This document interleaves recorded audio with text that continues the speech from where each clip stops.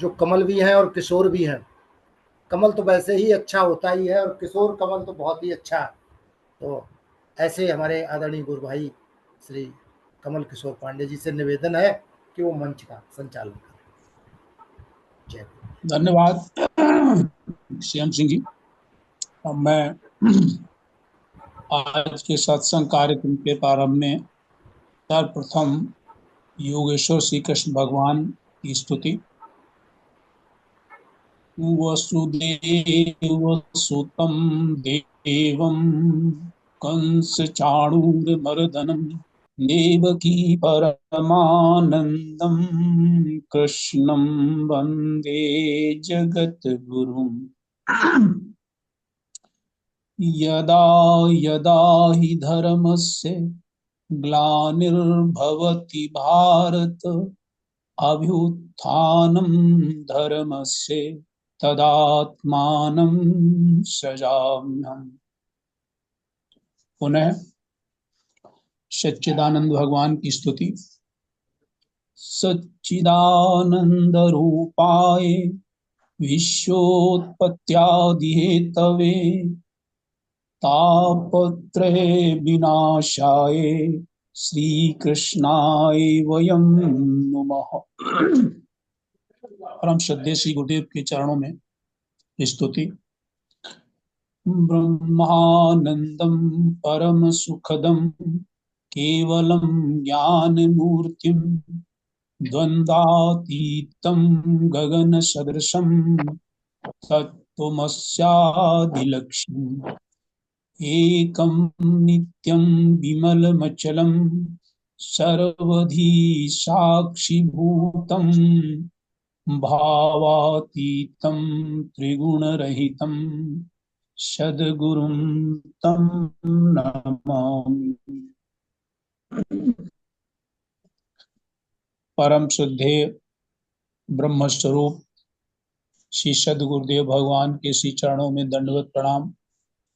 और आज के सत्संग में भाग लेने वाले हमारे आदरणीय वरिष्ठ गुरु भाई एवं बहनों का सादर नमन एवं वंदन। आज के कार्यक्रम में भजन को, आज चूंकि मंगलवार है हनुमान जी का दिवस है, इसलिए हनुमान चालीसा के लिए मैं अपनी आदरणीय बहन श्रीमती सरिता ढींगरा को आमंत्रित कर रहा हूँ कि बहन आप हनुमान चालीसा पाठ करने की कृपा करें। जय गुरुदेव। बहन जय गुरुदेव। जय नमन। हनुमान जी महाराज की जय। श्री गुरु चरण सरोज रज निज मन मुकुर सुधार। वरनौ रघुवर विमल यश जो दायक फल चार। बुद्धिहीन तनु जानिके सिमरो पवन कुमार। बल बुद्धि विद्या देहु मोहि हरहु क्लेश विकार। सियापति राम जय जय राम मेरे प्रभु राम जय जय राम। जय हनुमान ज्ञान गुण सागर जय कपीश तिहु लोक उजागर। राम दूत अतुलित बल धामा अंजनी पुत्र पवन सुत नामा। महावीर विक्रम बजरंगी कुमति निवार सुमति के संगी। कंचन बरन विराज सुबेशा कानन कुंडल कुंचित केशा। हाथ वज्र और ध्वजा विराजे कांधे मूज जनेऊ साजे। शंकर सुमन केसरी नंदन तेज प्रताप महाजगवंदन। विद्यावान गुणी अति चातुर राम काज करिबे को आतुर।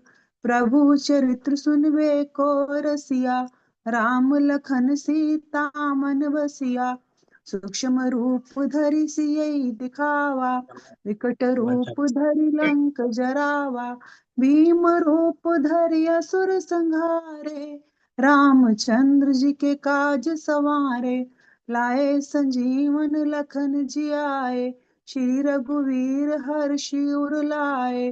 रघुपति कीन्ही बहुत बड़ाई, तुम मम प्रिय भरत सम भाई।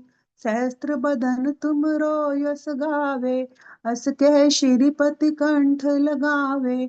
सनकादिक ब्रह्मादिक मुनीषा, नारद सारद सहित अहिसा। यम कुबेर दिखपाल जाते, कवि कोविद कहि सके कहाते। तुम उपकार सुग्रीव कीना, राम मिलाए राजपद दीना। तुमरो मंत्र विभीषण माना, लंकेश्वर भय सब जग जाना।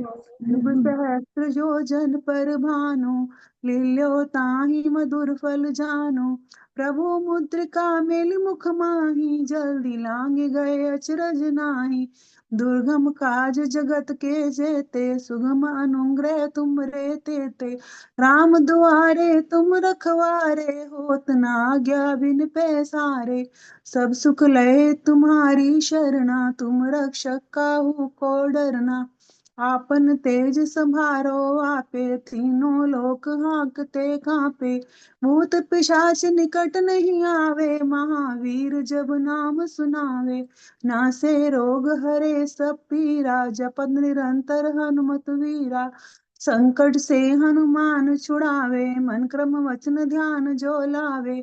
सब पर राम तपस्वी राजा, तिनके काज सकल तुम साजा।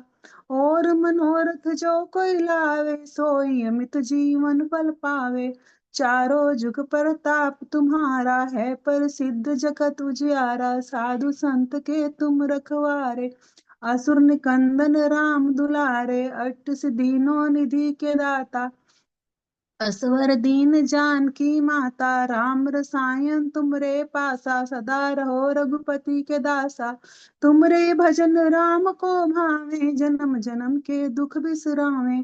अंत काल रघुवर पुजाई, जहाँ जन्म हरि भगत कहाई। और देवता चितना धरियै, हनुमत से सर्व सुख करियै। संकट कटे मिटे सब पीरा, जो सुमरे हनुमत बलबीरा। जय जय जय हनुमान गोसाई, कृपा करो गुरुदेव की नाई। जो सत बार पाठ कर कोई, छूटी बंदी महासुख होई। जो ये पढ़े हनुमान चालीसा, होए सिद्धि साखी गौरीसा। तुलसीदास सदा हरि चेरा, कीजे नाथ हृदय मह डेरा।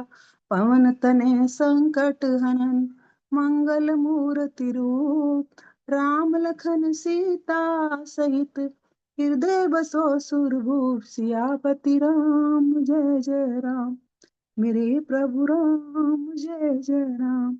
हनुमान जी महाराज की जय। बहुत सुंदर बहन, आपने सस्वर और लय और शुद्ध उच्चारण के साथ आपने हनुमान चालीसा का पाठ किया। आपको बहुत बहुत साधुवाद।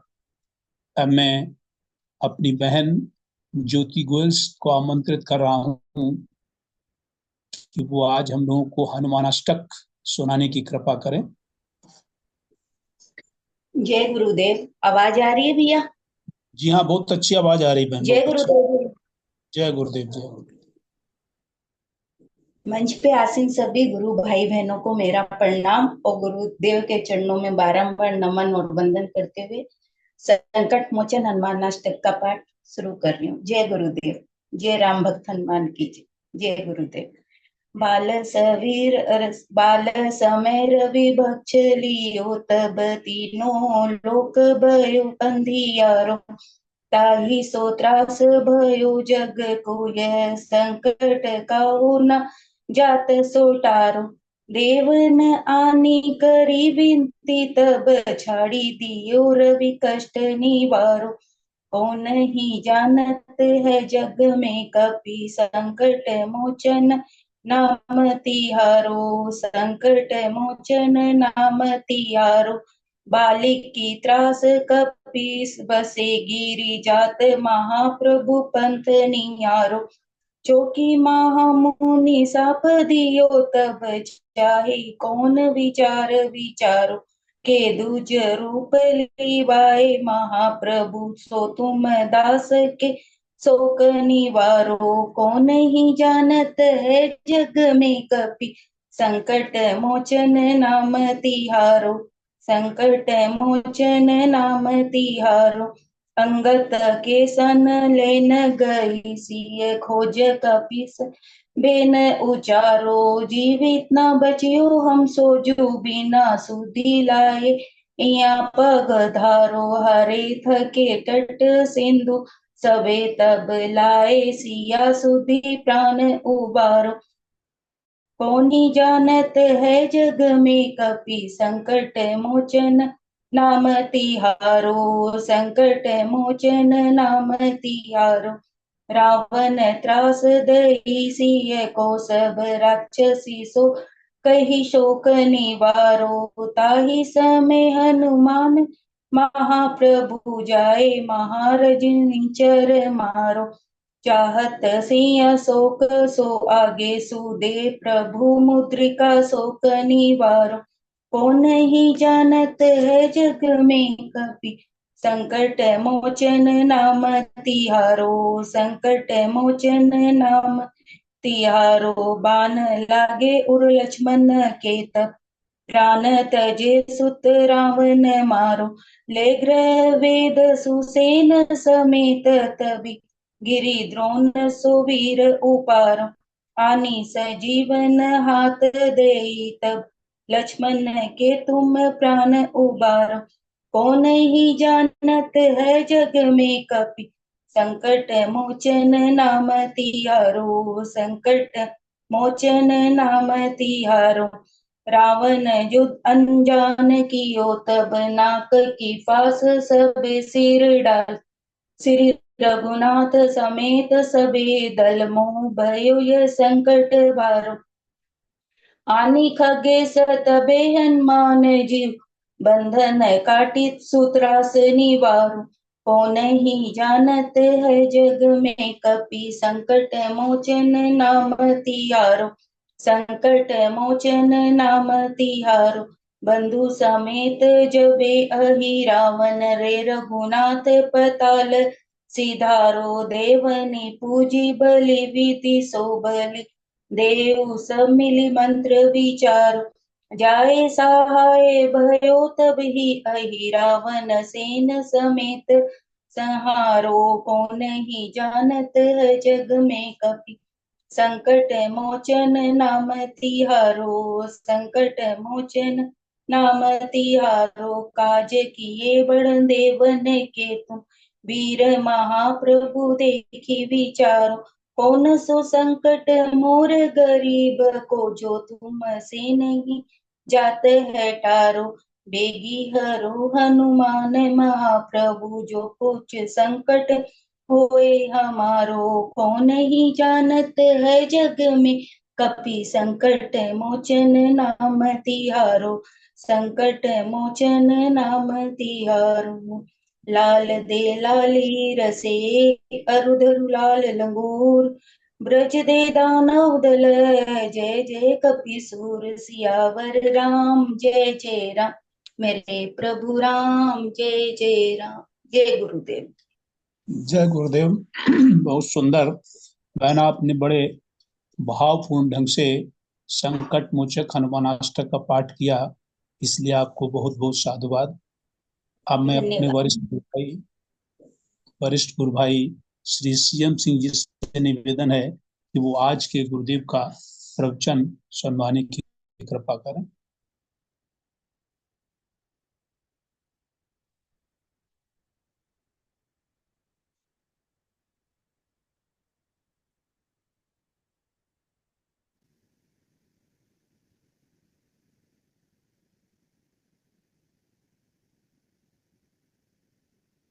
जय जय राम,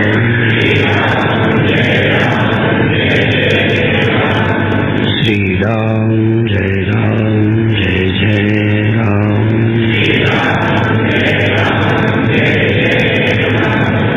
सच्चिदानंद भगवान की, सनातन धर्म की।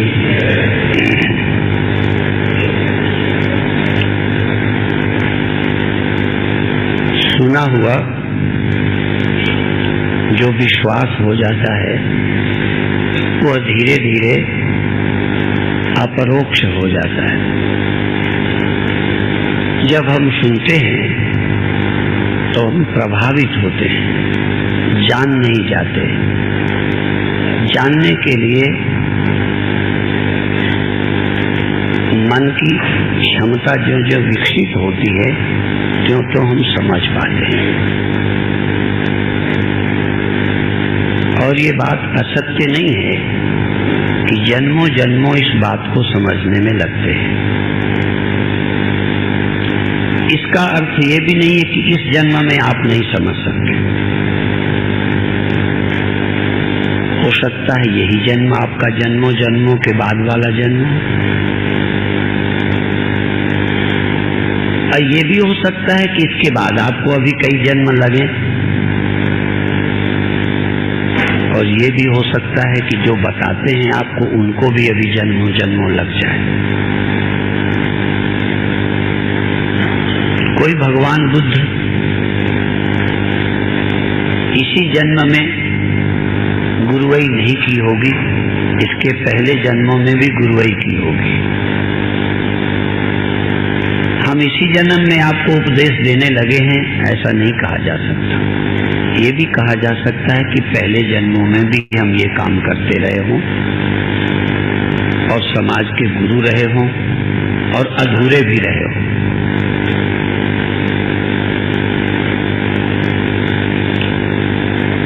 डॉक्टर जब डॉक्टरी शुरू करता है तो ये नहीं कहा जा सकता कि वो पूर्ण है। यदि कोई ईमानदार डॉक्टर है और उससे पूछें तो कहेगा पहले से अब मैं ज्यादा अच्छा डॉक्टर हो गया हूं।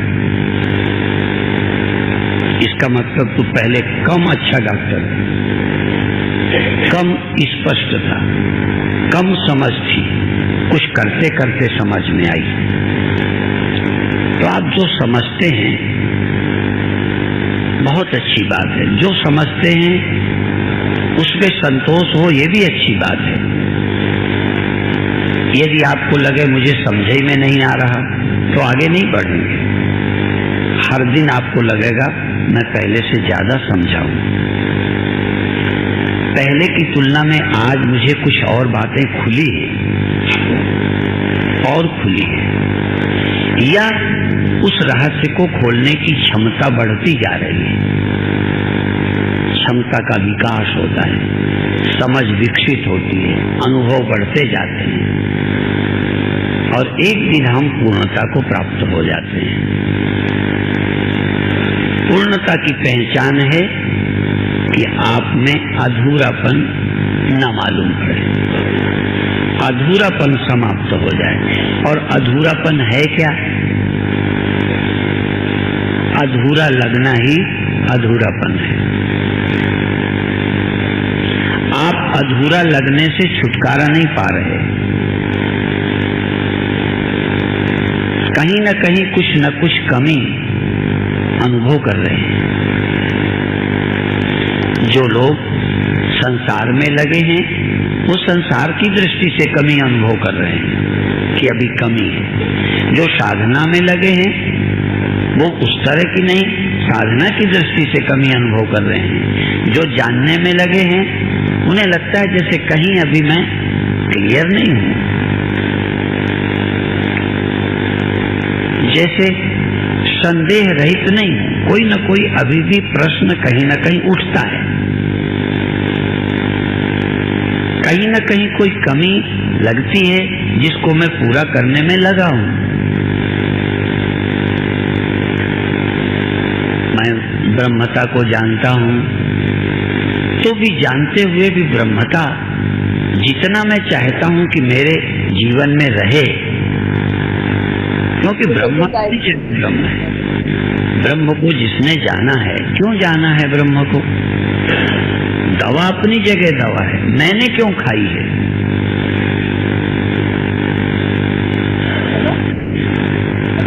दवा पूरी है, दवा ठीक है, पर दवा मैंने खाई है कि मैं ठीक हूं? मैं कितना ठीक हुआ हूं? ठीक होने में मुझे संतोष है, मैं बिल्कुल स्वस्थ हूं। तो ब्रह्म ज्ञान से मैं पूर्ण संतुष्ट हो गया हूं या भी नहीं हुआ। ब्रह्म ज्ञान ने मेरे सभी संशय विपर्यों का नाश किया है या नहीं किया है।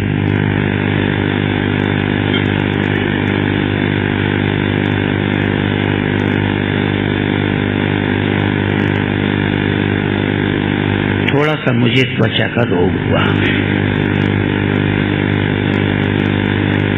कभी एकदम बहुत लाभ हुआ। मुझे खुशी हुई कि बिल्कुल ठीक हो गया। वैद्य ने कहा अभी आप लापरवाही नहीं करें, अभी रोग दबा हुआ हो सकता है, इसलिए उपेक्षा नहीं करें।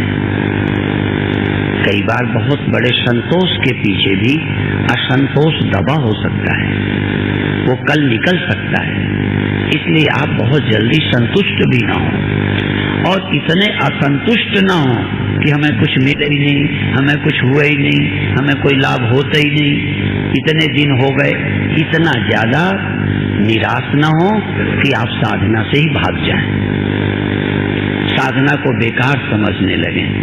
भगवान की बड़ी कृपा है कि न वो मरने देते हैं न किसी को जीने देते हैं।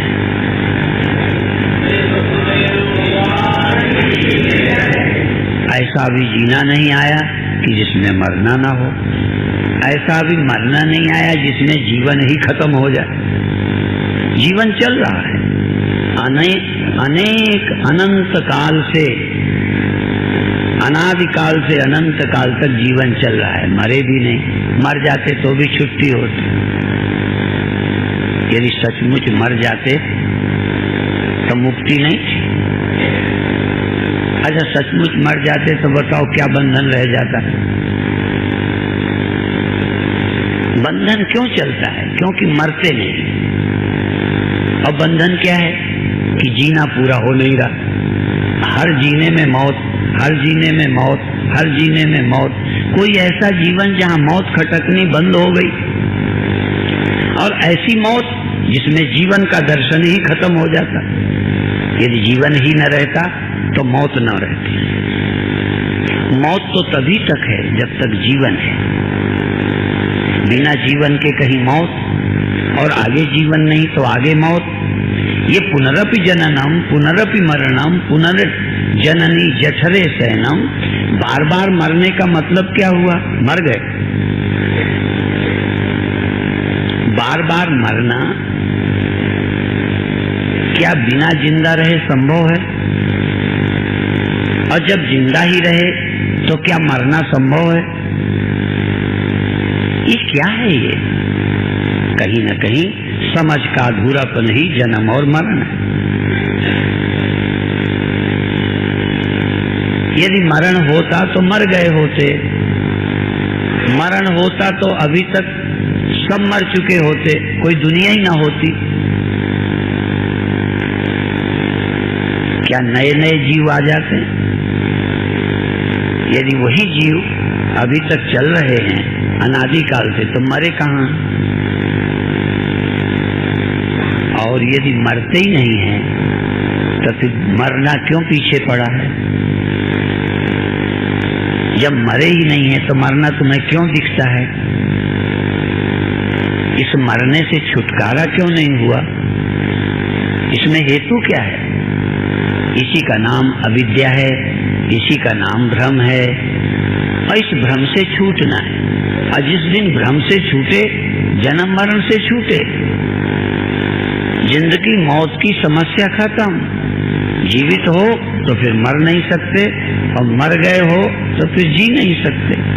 लेकिन भगवान कहते हैं जातस्य ध्रुवोर मृत्युर, जातस्य ध्रुवोर मृत्युर ध्रुवम जन्ममृतस्य च। जो पैदा हुआ है वो निश्चित मरेगा, चाहे तन हो, चाहे मन हो, चाहे अहंकार हो।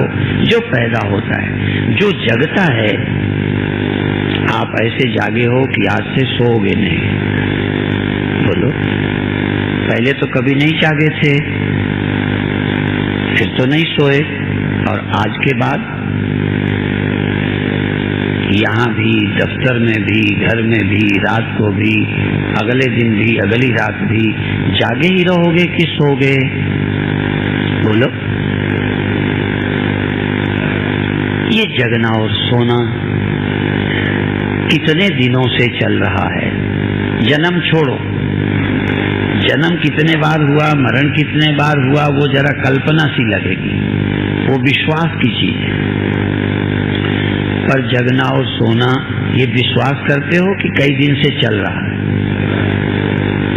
कई बरस हो गए कि जगना भी चल रहा है, सोना भी चल रहा है। ना सोना खत्म हुआ, बोलो, सोना खत्म हो गया, स्वामी परमानंद का खत्म हो गया। अच्छा, जगना, तुम्हारा जगना बंद हो गया। स्वामी जी तो जगना चलता है, तो तुम्हारा जगना बंद है। कल तो नहीं जगोगे, ये आखिरी बार जगे हो, अब जगे ही रहोगे। आखिरी बार सोओगे, सोए ही रहोगे। हाँ, उस दिन को लोग कहते हैं अंतिम नींद, जिस दिन इस सोने के साथ वो वाली नींद आ जाती है, मौत।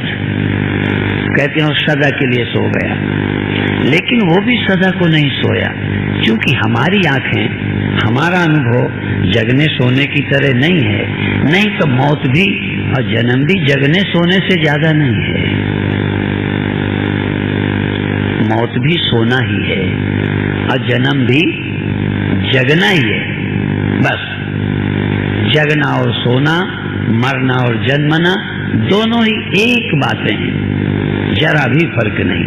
और जैसे जगने सोने से आप चिंता नहीं करते, ऐसे यदि समझदार हो तो जन्म मरण से भी चिंता का कोई सवाल नहीं है।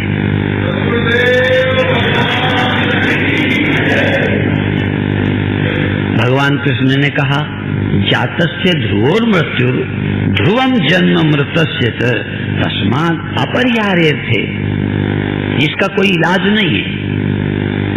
जैसे जगने के बाद सोने से, सोने के बाद जगने का ये हो रहा है, कोई इलाज निकाला आपने? जगने सोने से बचने का कोई उपाय तुम्हें मिल गया, तो फिर क्या करें, छाती कूटें? भगवान कहते हैं जन्मने के बाद मरना, मरने के बाद जन्मना ध्रुव है। तो जब ध्रुव है, होता ही है, तो इसमें छाती कूटने की क्या बात है? जातस्य ध्रुवोर मृत्यु ध्रुवम जन्म मृतस्य तस्मात् अपरिहार्य, ये अपरिहार्य है, इससे बचा, इसका कोई इलाज नहीं है। तस्मात् अपरिहार्य थे नत्वम सोचितुमर्हसि, जैसे जगने सोने का कोई उपाय नहीं है। अच्छा, दोनों तुम्हें जरूरी लग रहे हैं कि खराब लग रहे हैं, जगना सोना? तो मरना जन्मना क्यों खराब है? कोई अकलाई की गड़बड़ी है कि नहीं? कोई इस जगने सोने से कहे, स्वामी जी कोई उपाय बताओ, जगना सोना बंद हो जाए। इतने दिन हो गए जगना सोना हम बंद नहीं कर पाए, बड़ी कोशिश की, योगाभ्यास किया, पर भजन में भी नींद आई जाती है। और इतना कोशिश करते हैं, नींद आ जाती है। अब क्या करें स्वामी जी, नींद भी परमानेंट नहीं रहती। नहीं, वो भी अच्छी थी, नींद भी नहीं रहती। आपने दोनों में से किसको परमानेंट बनाया? तो आप इस जन्म को परमानेंट बनाना चाहते हो या मौत को? और ये दोनों ही होते ही हैं किसी अस्तित्व में, किसी एग्जिस्टेंस में यदि दोनों हो रहे हैं, उस एग्जिस्टेंस को क्या फर्क पड़ता है? यदि लहर बनती है, मिटती है, बनती है, मिटती है, ये बनना मिटना किसी तीसरी शक्ति की ओर, तीसरे अस्तित्व की ओर इशारा करता है।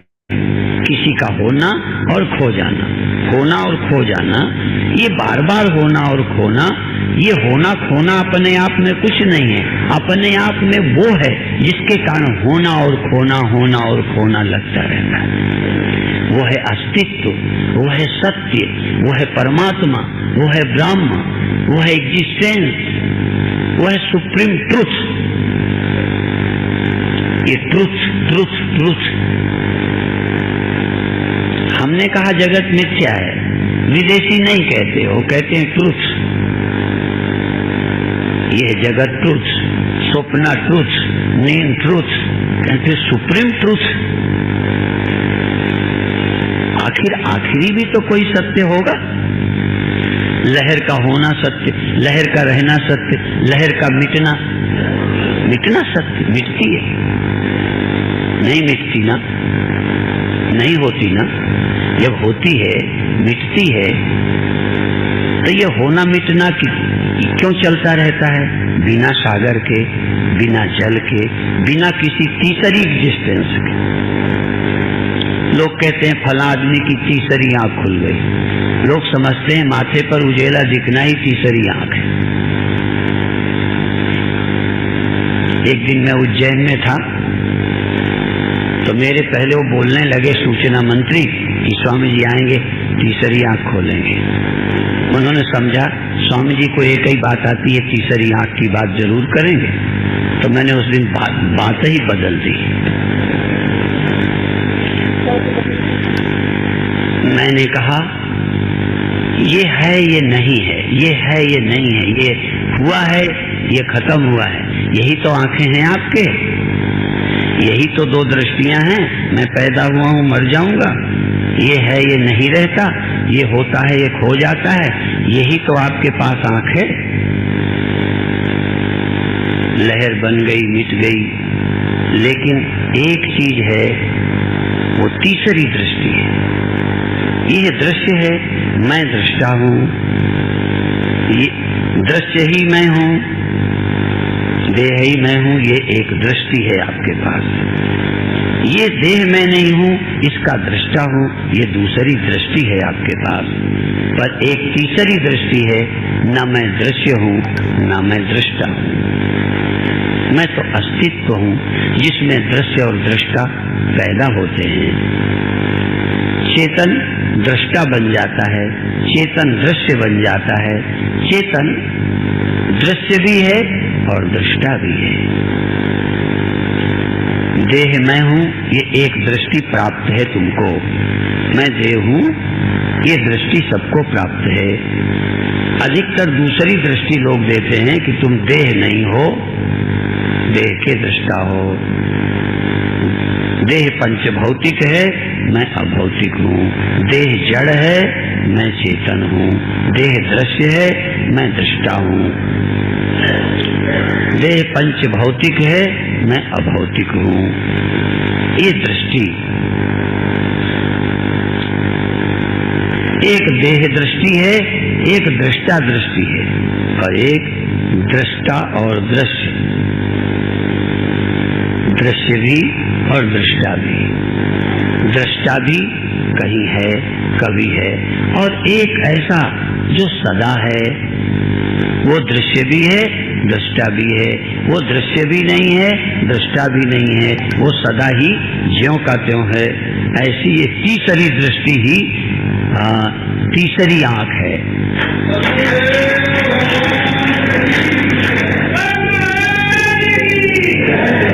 शिव जी ने जब तीसरी आंख खोली,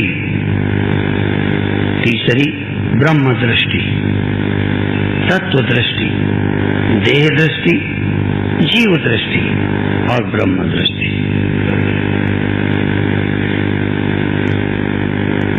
आप इंडिविजुअल हैं, आप आत्माएं अलग अलग हैं, ये एक दृष्टि। आत्मा ही नहीं, देह ही है। पशु के पास देह है, जैसे आत्मा नाम की वस्तु है ही नहीं, सोचता ही नहीं कभी, बस जीता है, मर जाता है। हम लोग आत्मा की थोड़ी दृष्टि रखते हैं, जीव दृष्टि रखते हैं। देह मरता है, हम नहीं, हम अगला शरीर पहनते हैं। तो देह दृष्टि, जीव दृष्टि, और न देह दृष्टि न जीव दृष्टि, केवल ब्रह्म दृष्टि। यह है तीसरी दृष्टि, यह है तीसरी आंख। तीसरी आंख योगाभ्यास से ही नहीं खुलती। ये तीसरी आंख ज्ञानियों के सत्संग से ही खुलती है और तरीके से नहीं खुलती।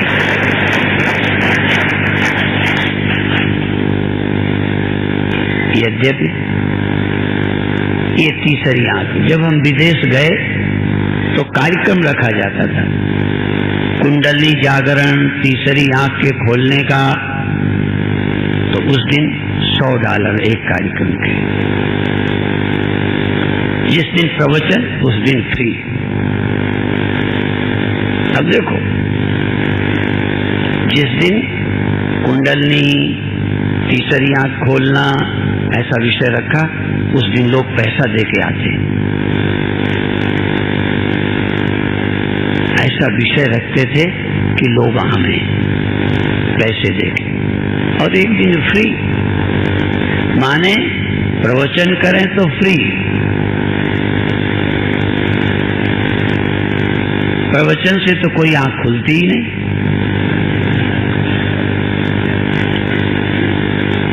संसार में एक भ्रम पैदा हुआ है, एक विशेष तरह की धारणा, उसी को लोग बहुत ऊंची बात मानते हैं।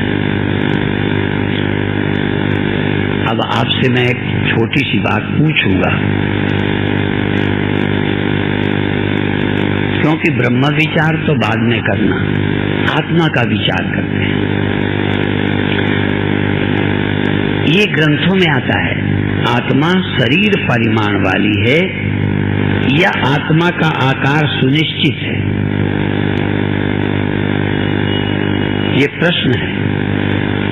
यदि आत्मा चींटी की तरह छोटी है तो हाथी के शरीर में एक जगह आत्मा रहेगी, बाकी शरीर आत्मा से खाली रहेगा। यदि आत्मा पहलवानी की हो तो छोटे बच्चे में कैसे सिकुड़ के रहेगी? आत्मा का आकार कितना है? आत्मा किस परिमाण की है? अणु परिमाण वाली है या विभु परिणाम वाली है? आप शरीर के नाप के हैं, आपकी आत्मा पूरे शरीर में है। कुछ लोग कहते हैं जैसी जगह होती है तैसी ही आत्मा होती है।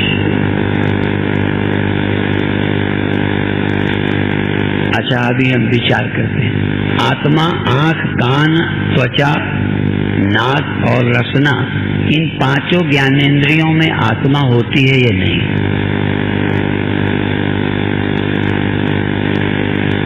यदि पांचों ज्ञानेंद्रियों में होती है तो जब अंतःकरण सो जाता है तब आंख में आत्मा रहती है कि नहीं?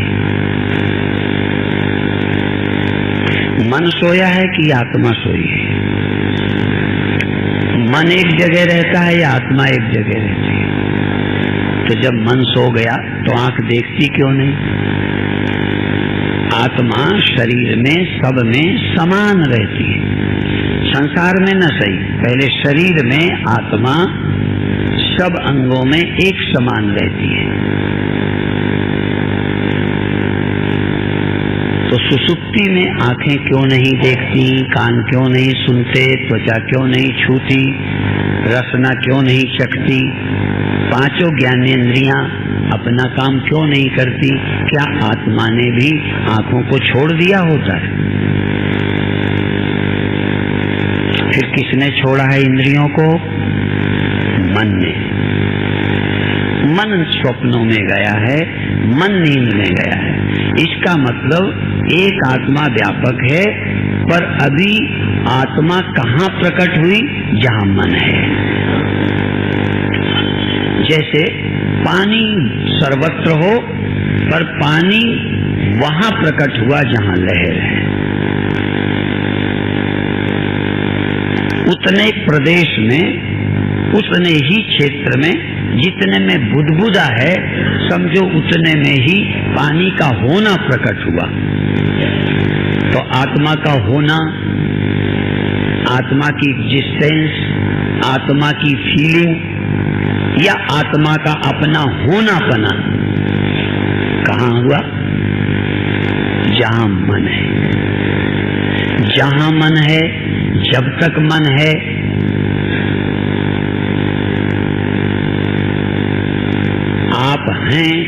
कब तक मानोगे?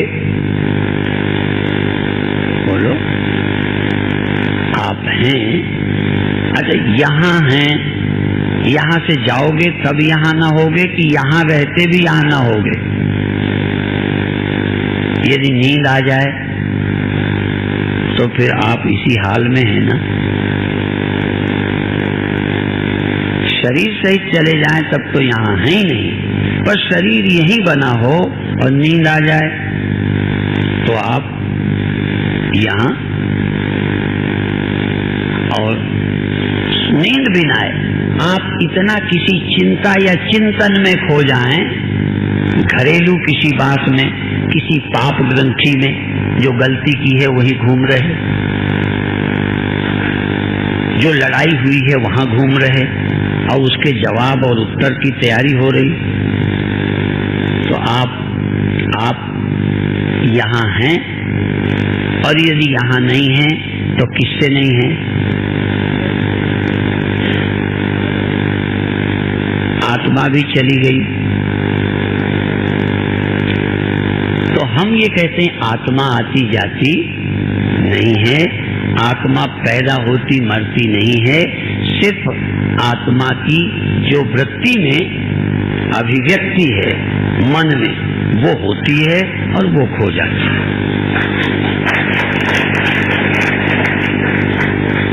आत्मा का तो ये कहना बड़ा मुश्किल होता है, यद्यपि हम उसे चैतन्य कहते हैं, कि वो जड़वत है या चेतनवत है, ये कहने बड़ा मुश्किल है।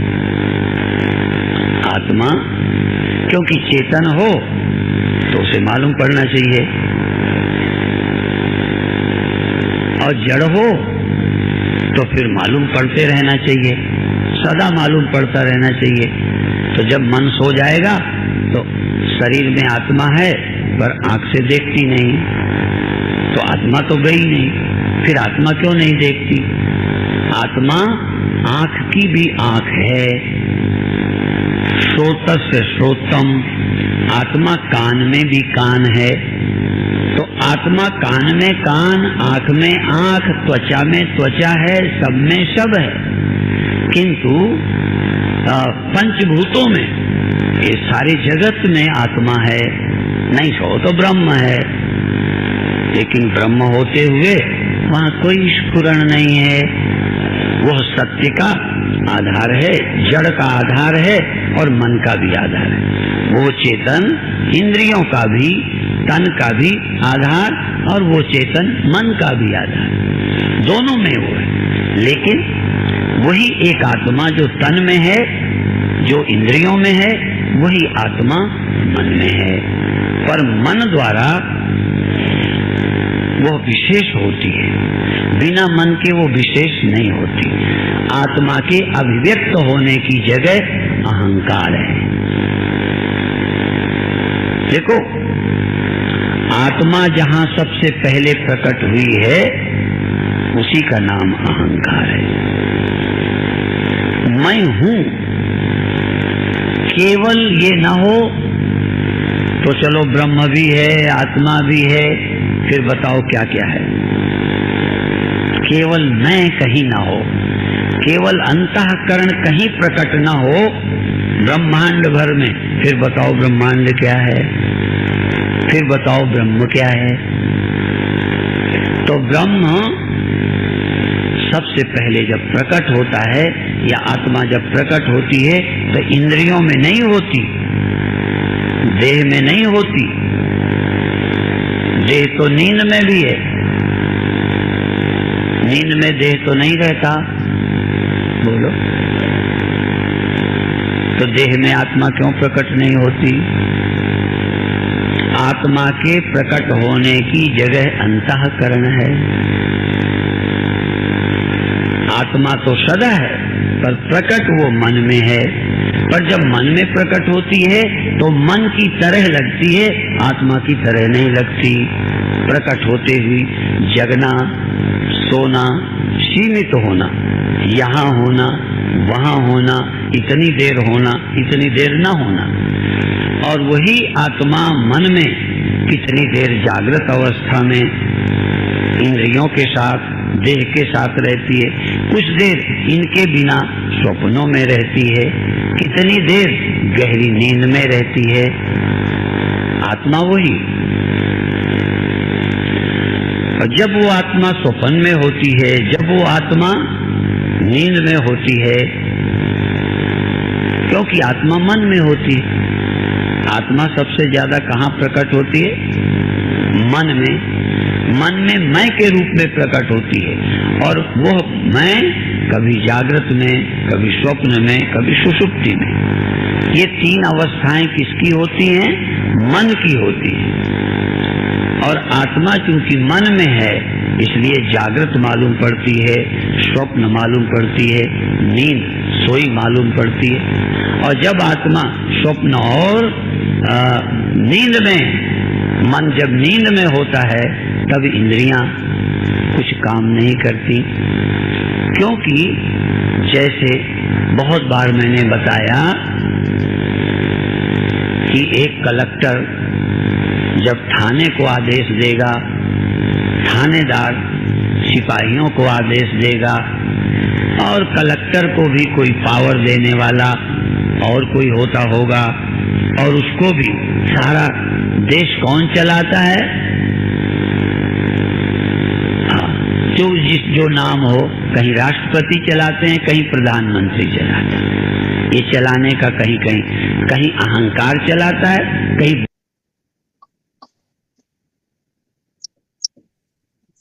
जय गुरुदेव। बहुत गंभीर प्रवचन आज गुरुदेव का विराम ले रहा है, तो अब समय को देखते हुए कहने को तो बहुत कुछ होता है, लेकिन अभिव्यक्ति के लिए मैं अपनी आदरणीय बहन श्रीमती कांता गोयल को आमंत्रित कर रहा हूं कि बहन अपनी अभिव्यक्ति देने की कृपा करें। जय गुरुदेव। जय गुरुदेव। जय गुरुदेव। सतगुरुदेव भगवान की जय। गुरुदेव भगवान के श्री चरणों में कोटि कोटि प्रणाम, और मंच पे उपस्थित मेरे सभी गुरु भाई बहनों को सादर नमन। आज का प्रवचन वैसे तो मेरे लिए तो बहुत ही हार्ड है, क्योंकि मेरे को इतना जानकारी नहीं है, फिर भी हम जितना समझ पाए हम उतना बता पाएंगे। आज के प्रवचन में गुरुदेव भगवान बताते हैं कि हम सब कई वर्षों से सुनते आ रहे हैं कि मैं ब्रह्म हूँ, जीने मरने से रहित हूँ, आत्मा कहीं आती जाती नहीं है, आदि है। तो जो हम रोज रोज सुनते आ रहे हैं वो कभी तो अप्रोक्ष होगा। इसका मतलब यह नहीं कि आज जो सुना वो आज ही सत्य हो जाएगा। सुनते सुनते कभी तो लगता है कि हमें ब्रह्म मिल गया, जबकि ब्रह्म तो कहीं खोया ही नहीं था, वो तो मिला हुआ ही था, हमारे पास ही था। हाँ, सुनते सुनते जब आत्मा परमात्मा का एकाकार हो जाता है तो लगता है कि हम ब्रह्म ही है, क्योंकि वहाँ मन जुड़ जाता है हमारे साथ। असल में परमात्मा की परिभाषा क्या है? परमात्मा यानी पूर्ण ब्रह्म।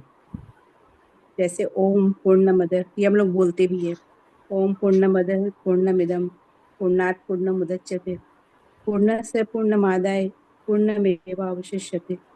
यानी वह परब्रह्म परमात्मा पूर्ण है, और पूर्ण से पूर्ण की ही उत्पत्ति होती है। और यह सृष्टि परमात्मा की है, तो यह सृष्टि भी पूर्ण हुई।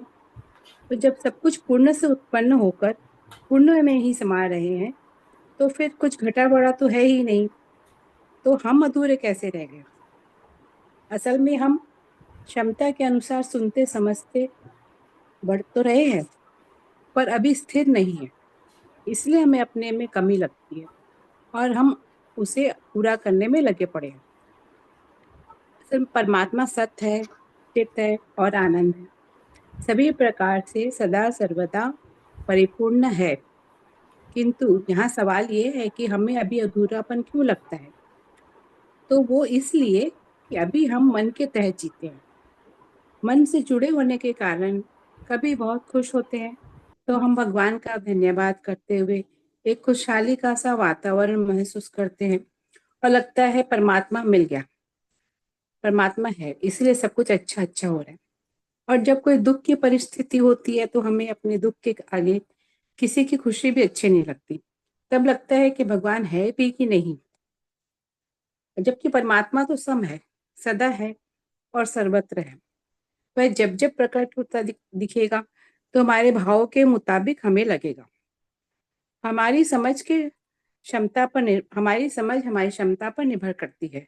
किसी को तो तुरंत ही बोध हो जाता है और किसी को कई जन्म भी लग जाते हैं, क्योंकि हमारी कितनी यात्रा हो चुकी यह तो हमें नहीं मालूम। लेकिन आज हम जो सुनकर समझ रहे हैं वह तो हमारे इस जन्म में भी पहले नहीं था। पहले ऐसा नहीं था कि हम सब समझ ही जाते थे, किंतु अब हम पहले सुनते थे तो लगता था कि गुरुदेव बता तो रहे हैं, वह सत्य तो है, क्योंकि वो उन पे हमारा विश्वास था। परंतु ये मेरा अनुभव नहीं है।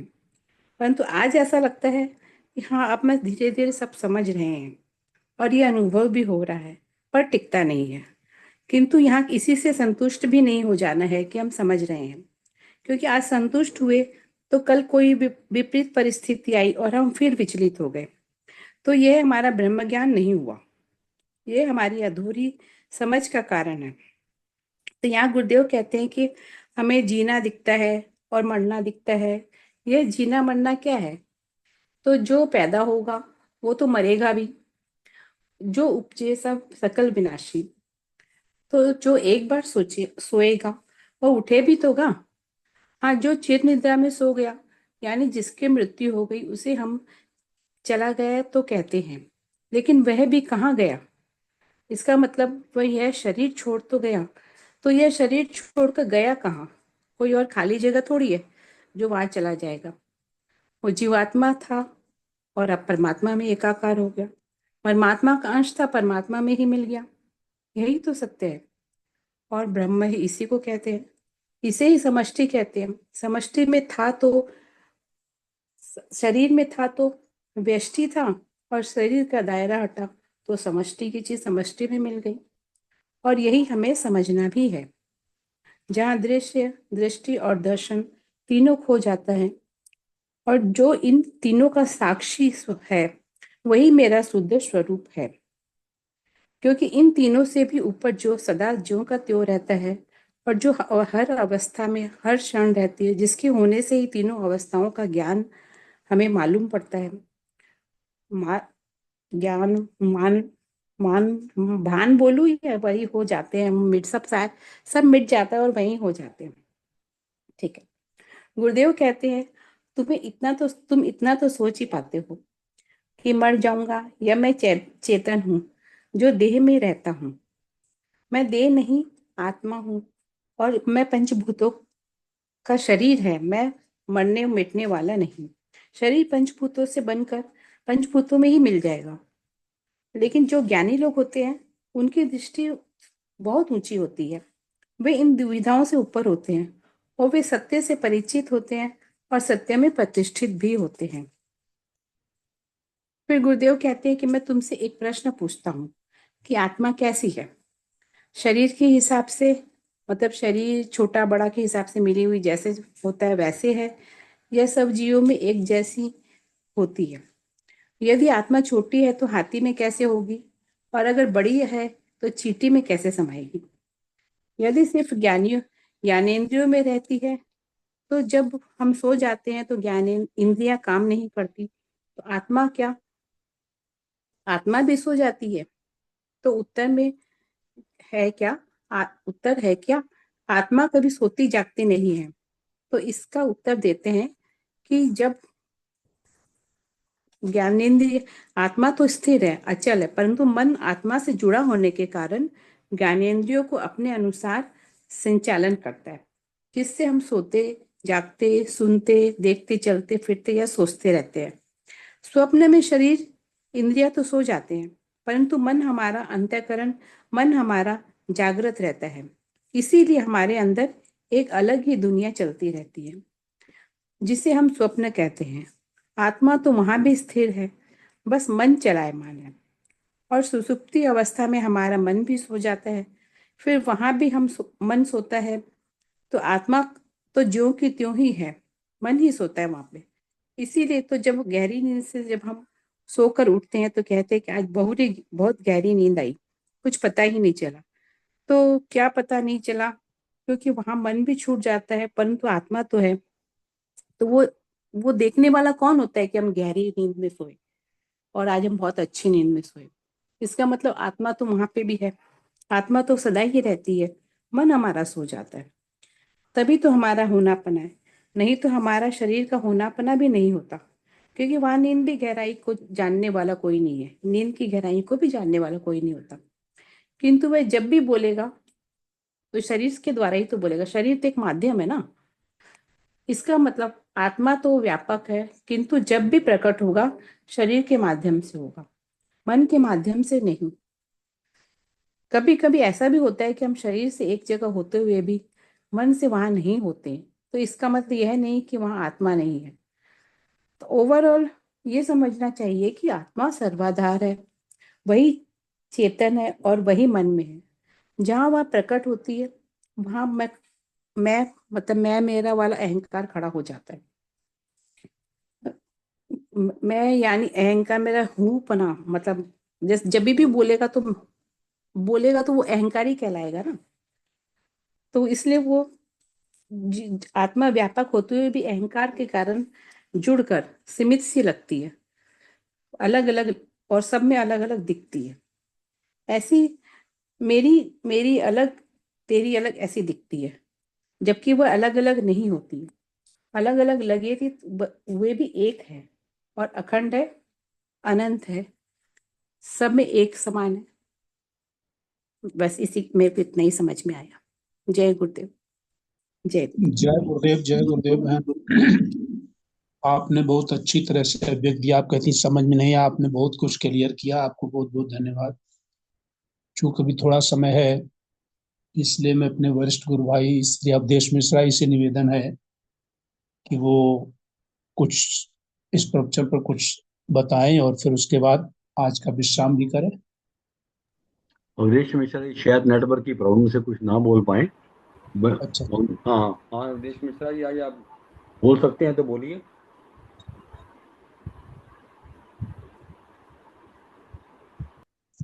नहीं, पॉसिबल नहीं है उनके लिए।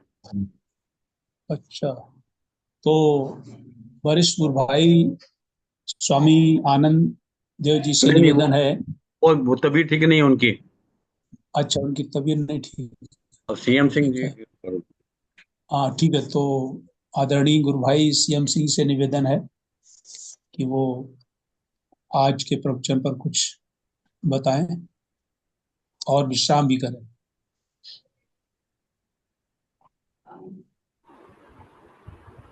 जय गुरुदेव। जय गुरुदेव।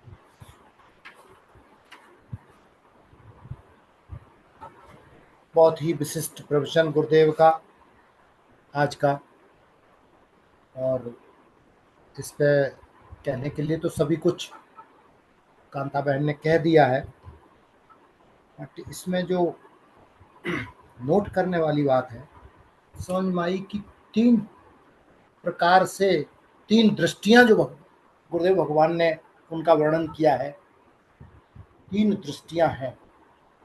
एक दृष्टि जो सबके पास है, वो सभी जानते हैं कि मैं देह हूं, यही जो है झंझटों का कारण है। दूसरी दृष्टि है कि मैं देह नहीं हूं और देह का दृष्टा हूं, उससे थोड़ी ऊंची है, लेकिन इससे भी काम बनने वाला नहीं है।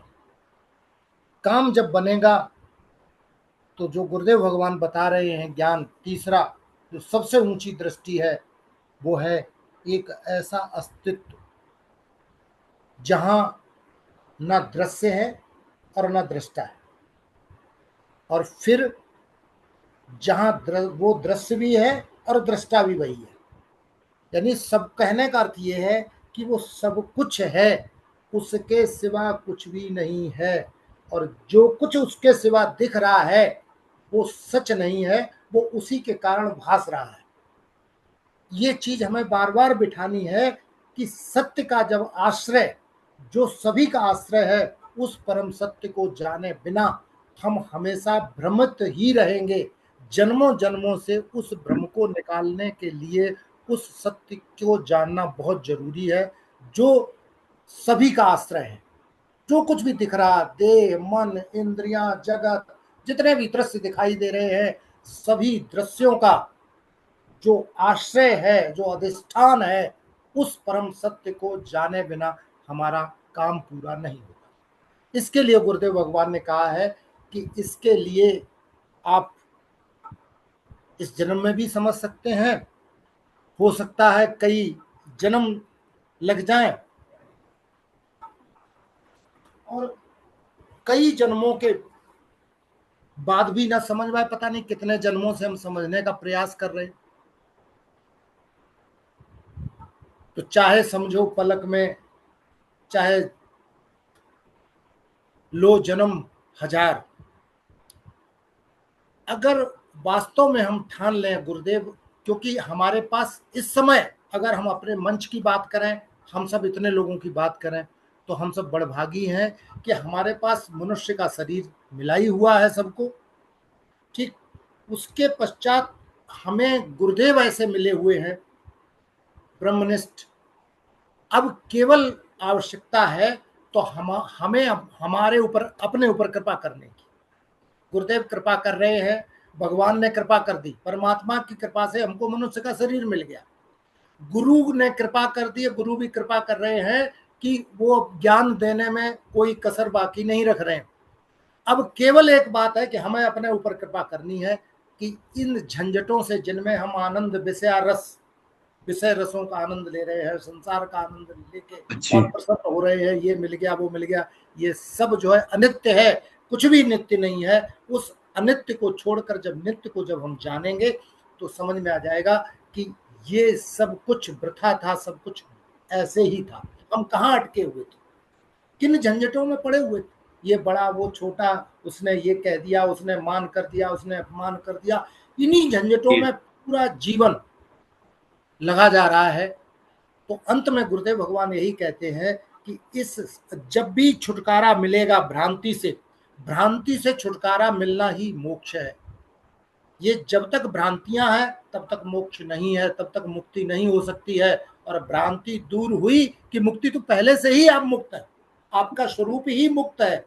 तो उन भ्रांतियों के निवारण के लिए ही ये परम ज्ञान गुरुदेव भगवान हमें दे रहे हैं। और इस ज्ञान को जैसे ही हम पाएंगे, तो जैसे टॉर्च किसी ने दिखा दी, तो जो रस्सी में सांप होने का भ्रम था, टॉर्च के दिखाते ही रस्सी दिख गई, सारा भय समाप्त हो गया, सारी झंझट खत्म हो गई। उसी प्रकार से जिस दिन हम उस सत्य को समझ पाएंगे, गुरुदेव के द्वारा प्रदत्त ये जो टॉर्च गुरुदेव ज्ञान की दिखा रहे हैं हमें, जैसे ही हम आंखें खोल लें, केवल हम क्या है, हम सोए हुए हैं, या मोतियाबिंद हो गया है, या कुछ न कुछ चक्कर है हमारी दृष्टि में कि हम उसे नहीं देख पा रहे हैं जो गुरुदेव भगवान हमें दिखाना चाहते हैं।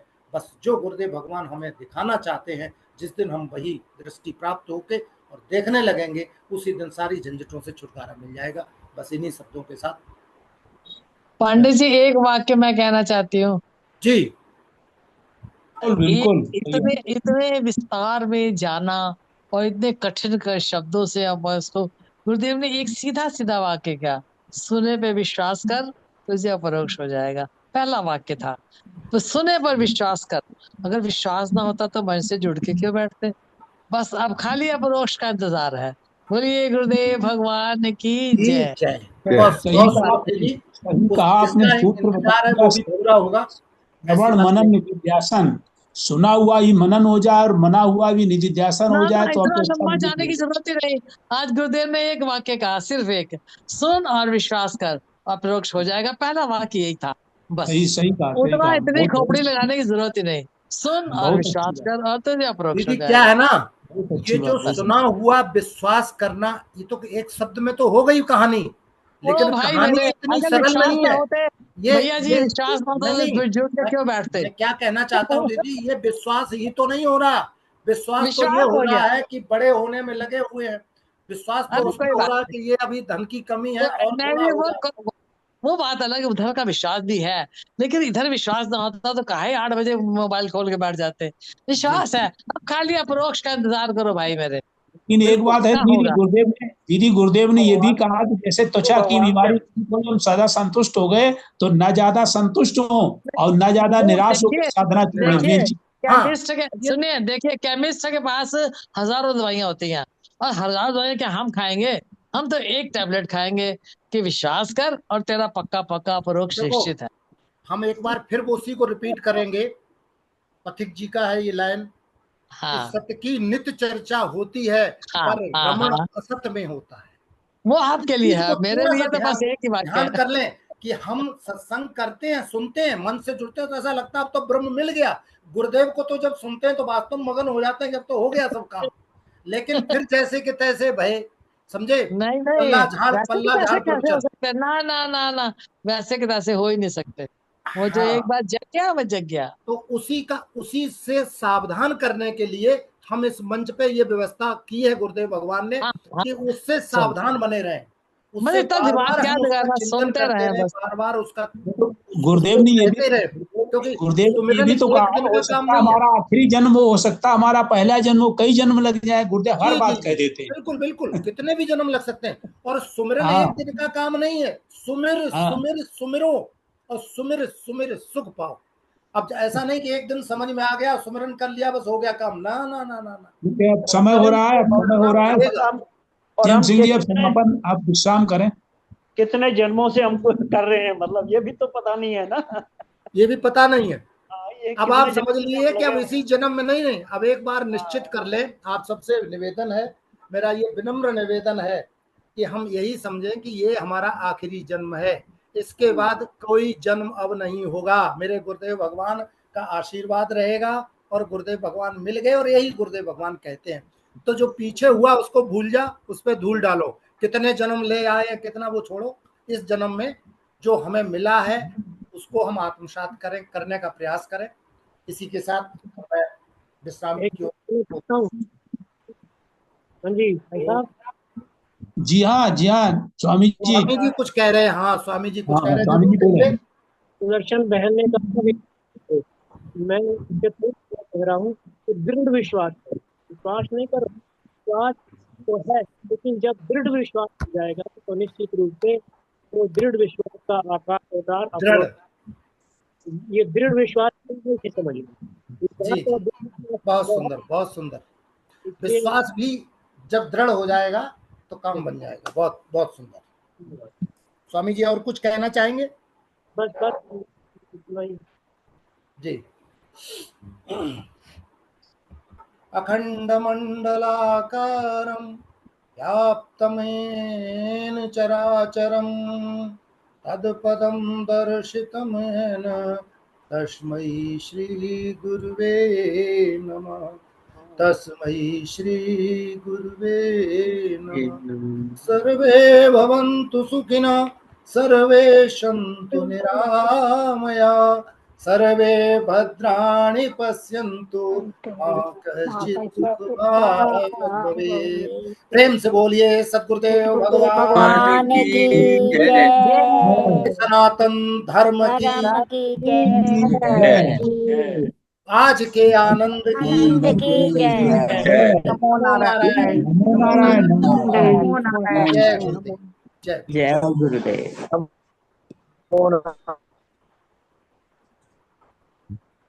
नमो नारायण। अब देश कुमार